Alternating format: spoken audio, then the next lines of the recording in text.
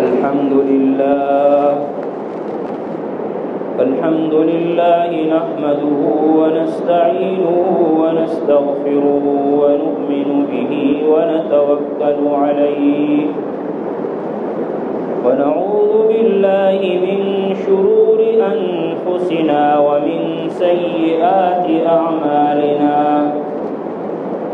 من يهده الله فلا مضل له ومن يضلله فلا هادي له ونشهد أن لا إله إلا الله وحده لا شريك له ونشهد أن سيدنا وحبيبنا ومولانا محمدا عبده ورسوله صلى الله تبارك وتعالى عليه وعلى آله وأصحابه أجمعين وبارك وسلم تسليما كثيرا كثيرا. أما بعد فأعوذ بالله من الشيطان الرجيم. بسم الله الرحمن الرحيم. قل إن صلاتي ونسكي ومحياي ومماتي لله رب العالمين.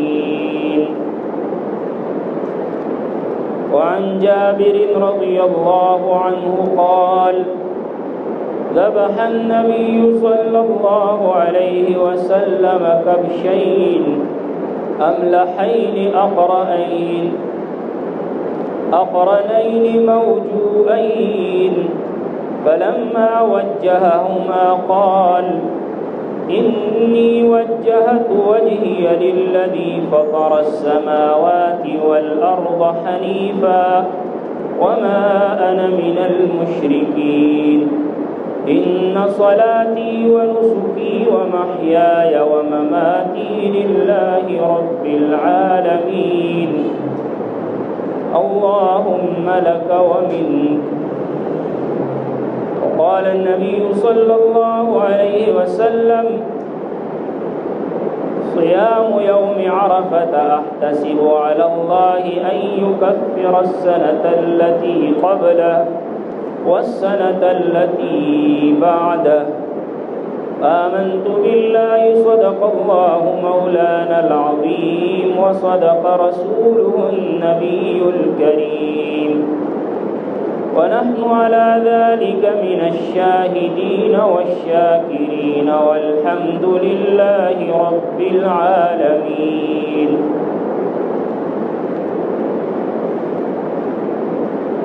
میرے محترم بزرگوں اور عزیز ساتھیوں،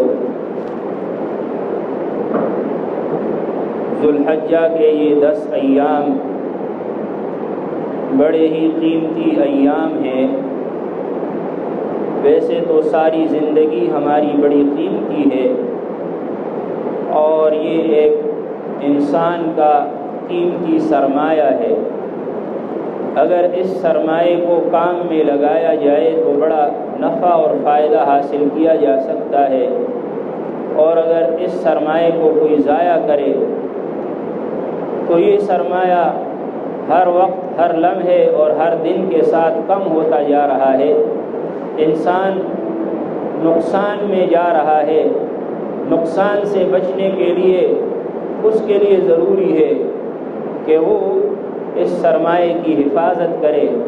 زندگی کی مثال ایسے ہے جیسے کہ برف کا بلاک ہوتا ہے کہ وہ ہر دم، ہر لمحے برف پگھل رہی ہے.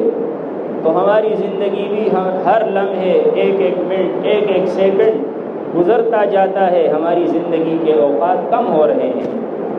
اس لیے اس سرمایے سے سال بھر جو بھی دن ہو، جو بھی رات ہو، انسان سرمایے سے فائدہ اٹھائے. اور وہ فائدہ یہ ہے کہ یہ ایک تجارت ہے. اپنے اوقات اللہ کے لیے، اللہ کی یاد میں، اللہ کی عبادت میں اور اللہ کے ذکر میں اگر آپ لگائیں گے اخلاص کے ساتھ، اللہ کی رضا کے ساتھ، تو اس پر اللہ تعالیٰ کی طرف سے اتنا انعام ملے گا کہ ایک سیکنڈ میں 2 سیکنڈ میں سبحان اللہ کہیں اللہ تعالیٰ جنت میں ایک درخت لگا دیتے ہیں، اور ایک نیکی 10 گنا زیادہ بلکہ 700 گنا زیادہ تک اجر و ثواب اللہ تعالیٰ عطا فرماتے ہیں۔ پھر یہ ایام جو 10 ذی الحجہ کے ایام ہیں، یکم سے لے کر 10 تک، یہ بڑے قیمتی ہیں۔ ان ایام میں اللہ تعالیٰ کو باقی ایام سے بھی نیک عمل زیادہ محبوب ہے، اس لیے اس میں کثرت سے اعمال صالحہ کی فکر اور اس کی کوشش کریں، اللہ کی عبادت کریں، بالخصوص تیسرا کلمہ اور تکبیرات، اللہ اکبر لا الہ الا اللہ واللہ اکبر وللہ الحمد، یہ چلتے پھرتے انسان بار بار اس کا ورد کرے، اور نیک اعمال جو بھی ہو سکتے ہیں، چاہے وہ صدقہ ہو، تلاوت ہو، کسی کے ساتھ ہمدردی ہو، نیکی ہو، کہیں جنازہ ہو رہا ہے وہاں جنازے میں شرکت ہو، جو بھی نیک عمل جس کا موقع ملے وہ انسان ان ایام میں اس کو زیادہ غنیمت سمجھے۔ تہجد کی نماز کی اللہ توفیق عطا فرمائے، بہت بڑی فضیلت والا عمل ہے، آج کل کی راتوں میں زیادہ اس کا اجر و ثواب ہے، اس لیے ان اعمال صالحہ کی فکر کرنی ضروری ہے۔ اور جیسے کہ پچھلے جو میں عرض کیا تھا کہ یکم سے لے کر 9 ذی الحجہ تک ایام میں روزہ رکھنا بھی بڑا اجر و ثواب کا باعث ہے۔ یکم سے 8 تک ایک دن کے روزے کے بارے میں ایک روایت میں آتا ہے 1 سال کا ثواب ملتا ہے، اور 9 ذی الحجہ کا جو روزہ ہے جس کو یوم عرفہ کا روزہ کہتے ہیں، ایک روزے کا اجر و ثواب اتنا زیادہ ہے کہ 1 سال پہلے اور 1 سال بعد کے گناہ معاف ہو جاتے ہیں۔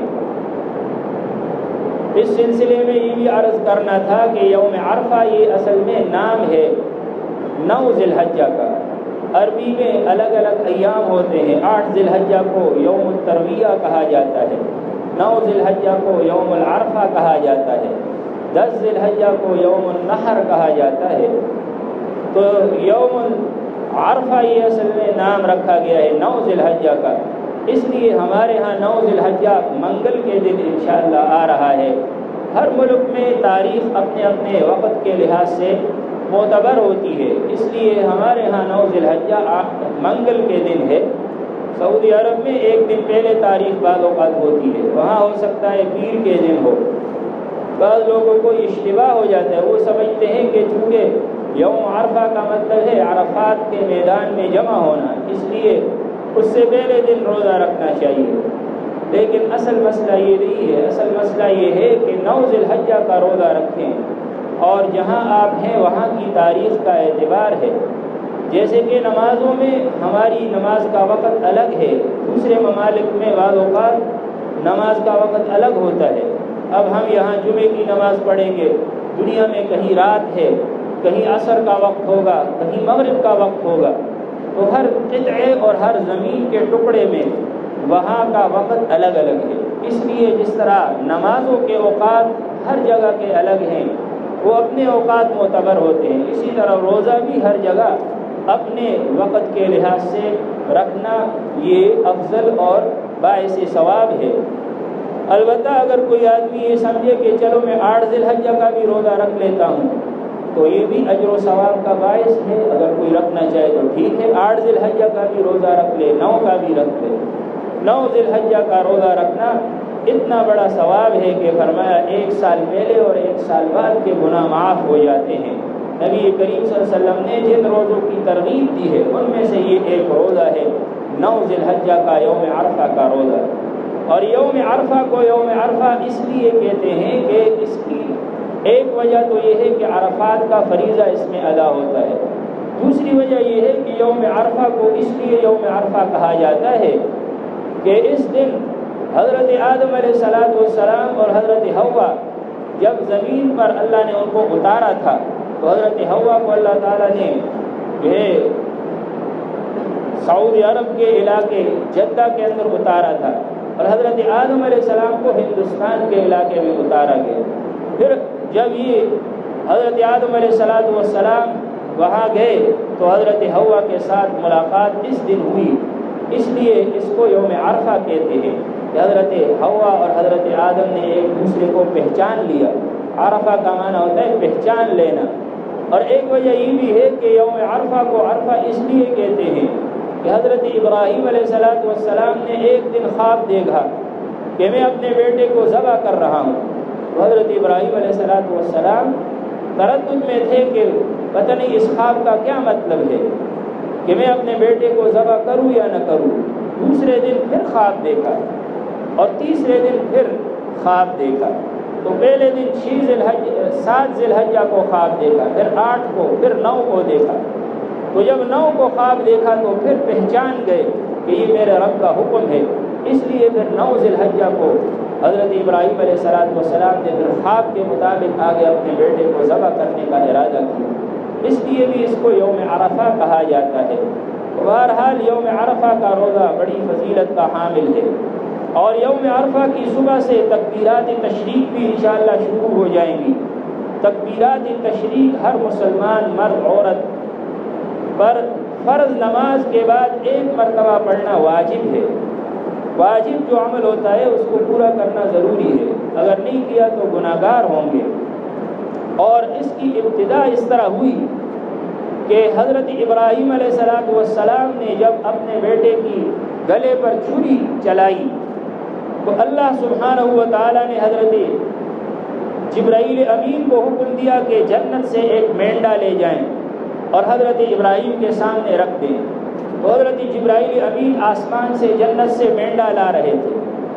تو انہوں نے دیکھا کہ حضرت ابراہیم علیہ السلام بیٹے کو ذبح کر رہے ہیں، چھری چلا رہے ہیں. ان کو خوف ہوا کہیں چھری گلے کو کاٹ نہ لے.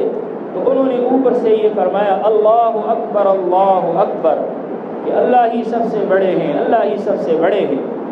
تو حضرت ابراہیم علیہ السلام نے جب یہ سنا تو وہ سمجھ گئے کہ میری قربانی اللہ کے ہاں قبول ہو گئی.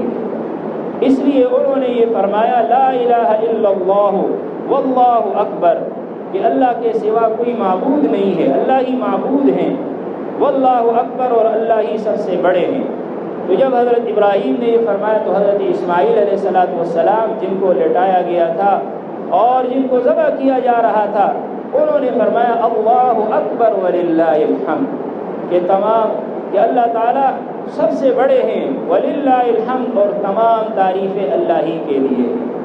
اس لیے یہ تکبیر اس وقت سے اس کی ابتدا ہوئی. اللہ تعالیٰ کو یہ ادا اتنی پسند آئی کہ اللہ تعالیٰ نے تمام مسلمانوں کے لیے یہ حکم واجب فرما دیا کہ وہ 9 ذی الحجہ سے لے کر 13 ذی الحجہ تک ہر فرض نماز کے بعد بلند آواز سے اللہ اکبر لا الہ الا اللہ واللہ اکبر اللہ اکبر وللہ الحمد، یہ تکبیر کم از کم 1 مرتبہ پڑھے.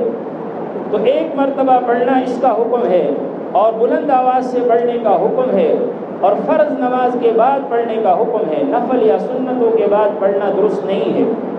1 سے زیادہ مرتبہ پڑھنا یہ بھی خلاف سنت ہے. بس 1 مرتبہ حکم ہے، اس کے مطابق ہی انسان کو پڑھ لینا چاہیے. اور اگر کسی کو نماز میں 1-2 رکعتیں نہیں ملی اور وہ پیچھے رہ گیا، مسبوق ہوا، تو اس کے لیے بھی حکم ہے کہ جب وہ امام کی نماز کے بعد کھڑا ہو جائے اور اپنی باقی نماز پوری کر لے، تو جو ہی سلام پھیرے تو سلام کے بعد پھر وہ بلند آواز سے کہے اللہ اکبر لا الہ الا اللہ واللہ اکبر اللہ اکبر وللہ الحمد. اس لیے جماعت کے ساتھ آدمی نماز پڑھ رہا ہوتا ہے تو اس وقت تو سب تکبیر بلند آواز سے کہتے ہیں، انسان کو یاد آ جاتا ہے کہ چلو میں بھی تکبیر کہوں. لیکن اگر 1-2 رکعتیں رہ گئی تو پھر بعد میں بعض اوقات بھول جاتا ہے. تو اس کو بھی یہ مسئلہ معلوم ہونا چاہیے کہ اس کے لیے بھی حکم یہ ہے. اسی طرح اگر جماعت رہ گئی، اکیلے آپ نماز پڑھنے کے لیے مسجد میں تشریف لائیں، تو اکیلے نماز پڑھنے کے بعد بھی فرض نماز کے فوراً بعد 1 مرتبہ تکبیر تشریف کہنا واجب ہے. اسی طرح اگر کسی سے نماز قضا ہو گئی اور وہ ان ایام میں قضا نماز پڑھ رہا ہے انہی ایام کی، تو اس کے لیے بھی حکم یہ ہے کہ قضا پڑھتے ہوئے بھی اس کے فرض کے بعد تکبیر 1 مرتبہ پڑھے. جیسے ظہر کی نماز کسی سے قضا ہوئی، عصر کے وقت پڑھ رہا ہے، تو وہ بھی نماز کے بعد تکبیر کہے. فجر کی نماز اگر کسی سے رہ گئی، بعض اوقات آدمی سو جاتا ہے اور اٹھتا ہے تو نماز قضا ہو چکی ہوتی ہے، تو اگر طلوع آفتاب کے بعد قضا پڑے اس کے لیے بھی حکم یہ ہے کہ فرض نماز کے فوراً بعد ایک مرتبہ یہ تکبیر تشریق ضرور پڑھے. اور جس طرح مردوں کے لیے حکم ہے عورتوں کے لیے بھی یہی حکم ہے. اس لیے مرد تو جماعت کے ساتھ نماز ادا کرتے ہیں ان کو یاد آ جاتا ہے، عورتیں گھروں میں اکیلے نماز پڑھتی ہیں بعض اوقات ان کو یاد ہی نہیں ہوتا، تو ان کو بھی متوجہ کرنا چاہیے. اور اگر وہ یاد دہانی کے لیے کسی جگہ کاغذ پر لکھ کر سامنے دیوار پر لگا دیں جہاں نماز پڑھ رہی ہیں تو یاد دہانی کے لیے اس طرح کرنا بھی ٹھیک ہے تاکہ جو ہے وہ ان کو بھول نہ جائے تکبیر کہنا. تو یہ 9 ذی الحجہ یعنی منگل کے دن صبح کی نماز سے تکبیرات انشاءاللہ شروع ہوں گی، اور 10 ذی الحجہ بدھ اور 11 جمعرات اور 12 ذی الحجہ ہے جمعہ، اور ہفتے کو 13 ذی الحجہ ہے. ہفتے کی عصر کی نماز تک تکبیرات تشریق پڑھنا ہر مسلمان پر شرعاً واجب ہے. اللہ تعالی ہمیں اس کی توفیق عطا فرمائے. پھر یہ ہے کہ قربانی کے بارے میں پچھلے جو میں عرض کیا تھا کہ نبی کریم صلی اللہ علیہ وسلم نے 2 باتوں کی طرف ہمیں توجہ دلائی ہے کہ جب جانور خریدیں تو ایک تو یہ ہے کہ اس کی عمر پوری ہو، اس کا دھیان کر لے، اطمینان کر لے. دوسرا یہ ہے کہ اس میں کوئی عیب نہ ہو.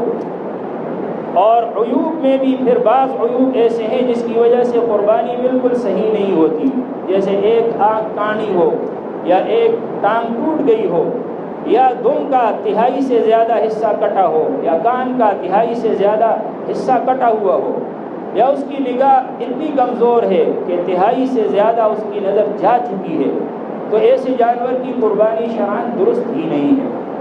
اور اگر اس کے کان میں کوئی چیرا ہے، کوئی سوراخ ہے، تو اس کی قربانی تو ہو جاتی ہے، لیکن افضل یہ ہے کہ کان بالکل صحیح سالم ہو، اس کو اچھی طرح دیکھ لیا جائے. اس لیے حضرت علی رضی اللہ تعالیٰ عنہ فرماتے ہیں، فرمایا امرنا رسول اللہ صلی اللہ علیہ وسلم ان نستشرف العین والاذن. ہمیں نبی کریم صلی اللہ علیہ وسلم نے حکم دیا کہ جب قربانی کا جانور خریدیں تو اس کی آنکھوں اور اس کے کانوں کو اچھی طرح دیکھ لیا کریں، اور فرمایا اس کی قربانی سے بچیں کہ جس کے کان کا اگلا حصہ چرا ہوا ہو یا پچھلا حصہ چرا ہوا ہو یا اس کے کانوں میں سوراخ ہو، اس سے بچنے کی کوشش کریں. اسی طرح ایک مسئلہ یہ بھی ہے کہ قربانی کے بڑے جانور میں 7 آدمی شریک ہو سکتے ہیں. اگر 7 آدمی پورے ہیں تو پھر تو 7 آدمیوں کا مکمل ہر ایک کی طرف سے ایک قربانی ہو جاتی ہے. اگر 7 سے کم ہیں، مثلا 5 ہیں یا 6 ہیں، اور وہ برابر حصہ ڈال لیتے ہیں تو ایسا کرنا بھی شرعاً جائز ہے، صحیح ہے. کیونکہ 7ویں حصے سے کم ہونا یہ ٹھیک نہیں ہے. 7ویں حصے سے زیادہ ہو، 1/7 سے کچھ زیادہ ہو تو یہ شرعاً جائز ہے، اس میں کوئی قباحت نہیں ہے. اسی طرح اگر 6 آدمی ہیں، وہ 6 حصے رکھتے ہیں اپنے لیے، اور ایک حصہ جو ہے وہ نبی کریم صلی اللہ علیہ وسلم کی طرف سے قربانی کریں تو یہ بھی شرعاً ٹھیک ہے، اس میں کوئی قباحت نہیں ہے. نفلی قربانی میں اس طرح بھی درست ہے. اسی طرح قربانی کے 7 حصوں میں ہر وہ حصہ شامل کر سکتے ہیں جس میں ذبح کرنا عبادت ہوتا ہے. اس لیے علماء فرماتے ہیں کہ قربانی کے جانور میں وہ حصہ جس طرح صحیح ہے کہ جو قربانی کی نیت سے آدمی ذبح کرتا ہے، اسی طرح عقیقے کا حصہ ڈالنا بھی جائز ہے، صحیح ہے. اگر کسی نے بچے کا عقیقہ نہیں کیا اور وہ اس جانور میں بچی کی طرف سے ایک حصہ، لڑکے کی طرف سے 2 حصے ڈالے تو شرعاً یہ جائز ہے. اصل تو عقیقے کا سنت اور صحیح طریقہ یہ ہے کہ جب بچہ پیدا ہو جائے تو 7ویں دن اس کا عقیقہ کیا جائے. اگر 7ویں دن نہ ہو سکے تو 14ویں دن اس کا عقیقہ کیا جائے. اگر اس دن نہ ہو سکے تو 21ویں دن اس کا عقیقہ کیا جائے. اصل طریقہ جو کامل سنت ہے وہ یہ ہے. لیکن اگر کسی نے اس وقت نہیں کیا اور اب قربانی میں کرنا چاہے تو عقیقہ ادا ہو جائے گا، اگرچہ کامل سنت نہیں ہوگی، اس میں نقص آئے گا، لیکن یہ ہے کہ بہرحال عقیقہ جو ہے ادا ہو جاتا ہے. اور اسی طرح اگر کوئی حاجی حج کے موقع پر قربانی کے جانور کے اندر کوئی ایسا حصہ ڈالے کہ جو حج کی وجہ سے قربانی ہوتی ہے، جیسے حج قران اور حج تمتع میں ہے، اسی طرح اگر وہ دم جبر ہے، یعنی کسی اس کی کسی جو ہے کوتاہی کی وجہ سے، بال کاٹنے کی وجہ سے یا سلا ہوا کپڑا پہننے کی وجہ سے اس کے اوپر دم لازم ہو جاتا ہے، اس کو کہتے ہیں کفارے کا دم، تو وہ اگر اس میں ڈالنا چاہے وہ بھی عبادت ہے، وہ بھی اس میں ڈالا جا سکتا ہے۔ لیکن قربانی کے حصوں میں اگر کوئی آدمی صرف گوشت کی نیت سے حصہ ڈالے تو وہ حصہ ڈالنا جائز نہیں ہے، اس سے تمام لوگوں کی قربانی جو ہے وہ ناجائز ہو جائے گی، ادا نہیں ہوگی۔ اسی طرح اگر کوئی غیر مسلم ہے، وہ چاہتا ہے کہ چلو مجھے بھی گوشت مل جائے گا، قربانی کے دنوں میں سب گوشت کھا رہے ہیں، ہم بھی گوشت کھائیں، اور وہ حصہ ڈالے تو اس کی وجہ سے سب کی قربانی خراب ہو جائے گی، اور اس سے جو ہے وہ بچنا ضروری ہے۔ تمام شرکاء مسلمان ہونا ضروری ہے۔ اسی طرح حلال مال قربانی میں ڈالا جائے اور حرام مال سے قربانی نہ کی جائے، کیونکہ اگر حرام مال کا حصہ ڈالا جائے گا تو ایک آدمی کا اگر حرام مال ہے اس کی وجہ سے باقی سب شرکاء کی قربانی بھی ضائع ہو جائے گی۔ لہذا اگر کسی کی آمدن حرام ہے، اللہ بچائے، تو وہ پھر قربانی کو ضائع ہونے سے بچانے کے لیے اس طرح کرے کہ کسی سے حلال رقم قرض کے طور پر لے لے اور وہ قرض لے کر وہ قربانی میں ڈال دے تاکہ باقی شرکاء کی قربانی بھی خراب نہ ہو، اور اس طریقے سے اس کا قربانی کا جانور ذبح کرنا درست اور صحیح ہو جائے گا۔ اور جب انسان قربانی کا جانور ذبح کرے تو بہتر یہ ہے کہ خود اپنے ہاتھ سے اس کو ذبح کرے، اس لیے کہ نبی کریم صلی اللہ علیہ وسلم جو امام الانبیاء، خاتم النبیین اور سید الاولین والآخرین ہے، جو کائنات میں اللہ رب العزت کے بعد سب سے اونچا مقام ہے جن کا، وہ اپنے ہاتھ سے خود قربانی ذبح فرمایا کرتے تھے۔ چنانچہ خطبے میں جیسے حدیث میں نے آپ کے سامنے پڑھی، حضرت جابر رضی اللہ تعالیٰ عنہ سے روایت ہے، فرمایا ذبح النبی صلی اللہ علیہ وسلم کبشین املحین اقرنین، نبی کریم صلی اللہ علیہ وسلم نے 2 مینڈے ذبح فرمائے۔ مینڈا یہ دمبے کی طرح ہوتا ہے، اس کی سینگ بھی ہوتے ہیں، تو وہاں دیار عرب میں کثرت سے پایا جاتا ہے، اس لیے آپ صلی اللہ علیہ وسلم نے وہ ذبح فرمائے۔ اور یہ دونوں ایسے تھے کہ املحین چتکبرے تھے، یعنی سفید رنگ تھا اور اس کے اوپر کالے دبے تھے، اقرنین سینگوں والے تھے، موجوعین اور دونوں خسی تھے، خسی جانور موٹا تازہ ہوتا ہے۔ فلما وجہہما، تو جب رسول اللہ صلی اللہ علیہ وسلم نے ان کو قبلہ رخ کیا، تو ایک تو یہ ہے کہ آدمی اپنے ہاتھ سے ذبح کرے، یہ افضل ہے۔ دوسرا یہ ہے کہ جب ذبح کرے تو اس جانور کو قبلہ رخ کرے، جانور کی ٹانگیں قبلے کی طرف ہوں، انسان کا اپنا سینہ اور رخ بھی قبلے کی طرف ہونا چاہیے۔ قبلہ رخ کرنا یہ سنت طریقہ ہے۔ تو جب آپ صلی اللہ علیہ وسلم نے ان کو قبلہ رخ فرمایا تو پھر آپ نے یہ آیات تلاوت فرمائی، فرمایا انی وجہت وجہی للذی فطر السماوات والارض حنیفا وما انا من المشرکین، بے شک میں نے اپنا رخ اس اللہ کی طرف کر دیا جو تمام آسمانوں اور زمین کا رب ہے، اور میں نے اس طرح اس کی طرف رخ کر دیا کہ میں تمام ادیان باطلہ سے کٹ کر ایک اللہ ہی کا ہونے والا ہوں۔ حنیف کا معنی جو تمام غلط راستوں سے کٹ جائے، یعنی غیر اللہ کی عبادت سے دور ہو کر ایک اللہ کی عبادت کرنے والا بن جائے، وہ حنیف ہوتا ہے۔ تو فرمایا میں اس طرح ایک اپنے رب کی عبادت کرنے والا ہوں، اسی کی طرف اپنے رخ کو اور اپنے توجہ کو مرکوز کرتا ہوں۔ وما انا من المشرکین، اور میں شرک کرنے والوں میں سے نہیں ہوں۔ تو یہ آیات آپ صلی اللہ علیہ وسلم پڑھا کرتے تھے۔ اگر ہمیں بھی یاد ہو، اگر یاد نہ ہو تو اس سے پہلے دیکھ لے، یہ آیت انسان پڑھ لے، یہ نبی کریم صلی اللہ علیہ وسلم کی سنت ہے۔ اور پھر فرمایا کہ یہ آیت پڑھتے تھے ان صلاتی و نسکی و محیای و مماتی للہ رب العالمین، بے شک میری نماز و نسکی اور میری قربانی و محیایا اور میری زندگی و مماتی اور میری موت للہ رب العالمین، اس اللہ کے لیے ہے جو تمام جہانوں کا پالنے والا ہے، تمام جہانوں کا رب ہے۔ تو یہ آیات انسان پڑھ لے تو یہ بہت بہتر ہے اور حضور صلی اللہ علیہ وسلم کی سنت ہے۔ پھر آپ نے فرمایا اللہم لکا و منکا، اے اللہ یہ جانور تیری طرف سے ہی ہے، یعنی تو نے ہی عطا کیا ہے اور میں تیرے لیے ہی اس کی قربانی پیش کرتا ہوں۔ اور پھر آپ صلی اللہ علیہ وسلم نے بسم اللہ اللہ اکبر پڑھی اور اس قربانی کے جانور کو ذبح کر دیا، اور پھر اس کے بعد یہ دعا پڑھی کہ اللہم تقبلہ منی، اے اللہ اس جانور کو میری طرف سے قبول فرما، کما تقبلت من خلیلک ابراہیم علیہ السلام، جیسے کہ اے اللہ تو نے اس کو قبول کیا اپنے خلیل ابراہیم علیہ السلام کی طرف سے۔ تو ہم بھی جب جانور ذبح ہو جائے اس کے بعد پھر یہ دعا پڑھے اللہم تقبلہ منی کما تقبلت من نبیک و حبیبک محمد رسول اللہ صلی اللہ علیہ وسلم و خلیلک ابراہیم علیہ السلام، اے اللہ تو میری طرف سے اس طرح اس کو قبول فرما جیسے تو نے اپنے حبیب محمد رسول اللہ صلی اللہ علیہ وسلم کی قربانی قبول کی اور اپنے خلیل حضرت ابراہیم علیہ السلام کی قربانی کو آپ نے قبول فرمایا۔ تو یہ دعا آدمی اس کے بعد پڑھے، یہ سنت طریقہ ہے قربانی کرنے کے بعد۔ اب یہ ہے کہ حضور صلی اللہ علیہ وسلم نے قربانی کے موقع پر یہ آیت جو تلاوت فرمائی ہے کہ ان صلاتی و نسکی و محیای و مماتی للہ رب العالمین، کہ اے اللہ میری قربانی اور میری نماز تیرے لیے ہی ہے۔ اس آیت میں ہمیں دو سبق دیے گئے ہیں۔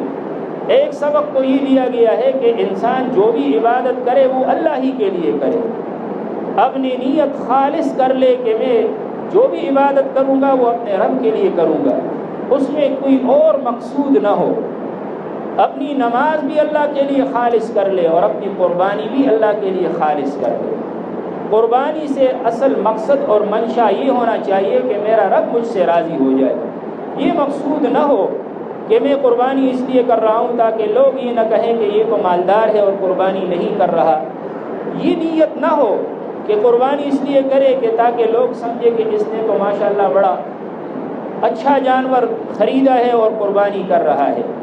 اس لیے اگر اللہ کی خوشنودی مقصود ہو، اللہ کی رضا مقصود ہو اور اپنی استطاعت کے مطابق انسان چھوٹا یا کمزور جانور خرید لے لیکن نیت اس کی خالص اللہ کے لیے ہو، تو وہ جانور اگرچہ بظاہر چھوٹا ہے لیکن اللہ کے ہاں وہ بڑا قدر و منزلت والا ہے، اللہ کے ہاں اس کی بڑی قیمت ہوگی اور اللہ کے ہاں سے آپ کو بہت کچھ عطا ہوگا اس کے بدلے میں، کیونکہ اللہ تعالیٰ ظاہری صورتوں کو نہیں دیکھتے، اللہ تعالیٰ تو ہمارے عقیدت کو، ہماری محبت کو اور ہماری اخلاص کو دیکھتے ہیں۔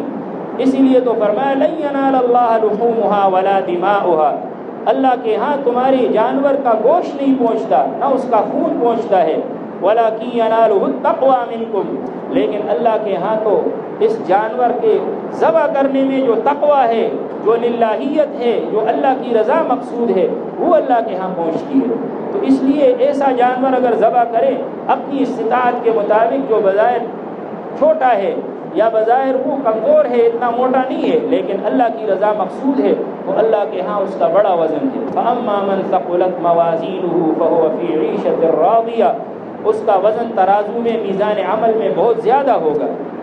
اور اگر دوسری طرف کوئی آدمی لاکھوں کروڑوں کا جانور موٹا تازہ ذبح کرتا ہے لیکن اس کی نیت صرف یہ ہے کہ لوگ یہ کہیں کہ انہوں نے بڑا اچھا جانور ذبح کیا ہے، لوگ میری تعریف کریں، لوگ واہ واہ کریں اور لوگوں میں میں مشہور ہو جاؤں کہ اس نے تو بہت اچھا جانور ذبح کیا ہے، تو اگر یہ مقصود ہو تو اگرچہ وہ جانور کروڑوں کا کیوں نہ ہو، بڑا موٹا تازہ کیوں نہ ہو، لیکن اللہ تعالیٰ کے ہاں اس کا مچھر کے پر کے برابر بھی وزن نہیں ہے، اللہ تعالیٰ کے ہاں اس کا میزان عمل میں کوئی وزن نہیں ہوگا، اس لیے کہ اللہ سبحانہ و تعالیٰ اس عبادت کو قبول نہیں کرتے جس میں ریاکاری شامل ہو جائے۔